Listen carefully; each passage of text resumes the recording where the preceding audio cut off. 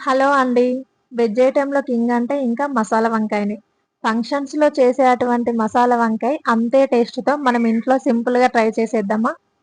ఇప్పుడు వంకాయలన్నిటిని 4 ముక్కలుగా కడిగేసుకొని పక్కన పెట్టుకోవాలి. గ్రేవీ కోసం పల్లీలు, ఇంకా నువ్వులు వేయించుకొని పొడి చేసుకొని పక్కన పెట్టుకోవాలి. ఇప్పుడు ఒక గిన్నెలో కట్ చేసుకున్న వంకాయ ముక్కలన్నిటిని వేసుకొని అల్లం వెల్లుల్లి పేస్ట్ కూడా వేసి కొంచెం సేపు మగ్గనివ్వాలి. తర్వాత మిక్సీ పట్టుకున్న పల్లి నువ్వుల పొడి కూడా వేసుకొని ఉప్పు, కారం, పసుపు, గరం మసాలా వేసి కొన్ని వాటర్ ఒక చిన్న గ్లాసుడు వాటర్ పోసి కాసేపు మగ్గనివ్వాలి. ఇప్పుడు కర్రీ కొంచెం పులుపు కోసం చింతపండు రసం వేయకుండా ఒక టమాటా ముక్క పొడుగ్గా కట్ చేసుకొని వేసుకుంటే సరిపోతుంది. ఇంకా లాస్ట్‌లో కొత్తిమీర వేసుకుంటే ఎంతో టేస్టీ వంకాయ మసాలా కర్రీ రెడీ అయిపోయినట్టే.